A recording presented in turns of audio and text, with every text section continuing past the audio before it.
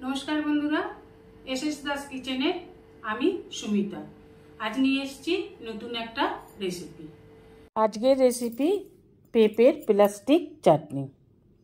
निरामिष दिने भातेर पाते बा रुटी परोटा लुचिर साथे एकटू चाटनी ना होले खेয়েছি बोले मने हय ना, ताई जन्य आजके बानिये निलाम पेपर प्लास्टिक चाटनी। प्रथमे निये निते हबे एकटा पेঁপে। देखुन आमी एकटा बड़ पेঁপে निये निয়েছি।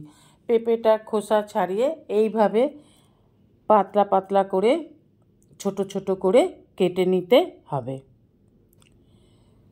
আমি পাতলা পাতলা করে কেটে নিয়েছি, আপনারা ইচ্ছা করলে গ্রেট করে নিতে পারেন।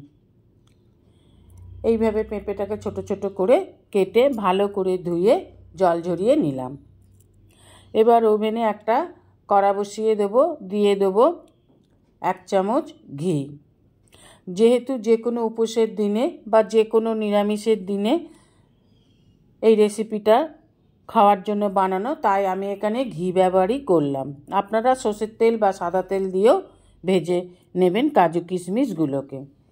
এখানে আমি 10-12টা কাজু আর 10-12টা কিশমিশ দিয়ে একটু ঘি দিয়ে নেড়ে তুলে নিলাম। হালকা লাল করে ভেজে নিয়েছি। দেখুন এবার এই কড়াইতেই দিয়ে দেব 1 বাটির মতন জল আর দিয়ে দেব 1 বাটি চিনি। এই বাটিটার 1 বাটি মানে 100 গ্রাম চিনি, 100 গ্রামের মতন জল আর দিয়ে দেব পরিমাণ মতন লবণ। এবার ভালোভাবে ফুটে উঠলে একটু নেড়ে চেড়ে চিনিটাকে দিলে গলে যাবে, তাই একটু মেল্ট হওয়ার জন্য ভালো করে নেড়ে দিলাম। এখানে বলে রাখি একটা কথা বন্ধুরা, আমার ওটা ক্যামেরা করা হয়নি। আমি একটুখানি হলুদ দিয়েছিলাম জলটার মধ্যে বা রসটার মধ্যে, সেটা আমার ক্যামেরা করা হয়নি, এর জন্য দুঃখিত। জলটা ফুটে যেতে এবার দিয়ে দিলাম কেটে রাখা পেঁপেগুলো, দিয়ে দিলাম ঢাকা। 10 মিনিট ফুটিয়ে সিদ্ধ করে নেব। পাতলা করে কাটা 10 মিনিটেরও কমেই কিন্তু পেঁপেটা আমার সিদ্ধ হয়ে গেছে।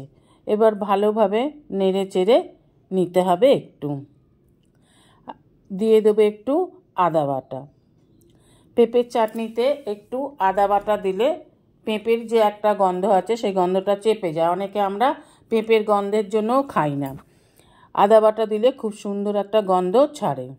আমি এখানে আদা বাটা দিয়েছি, আপনারা ইচ্ছা করলে আদা কিনেও দিতে পারেন। দিয়ে দিলাম একটা পাতিলেবুর রস।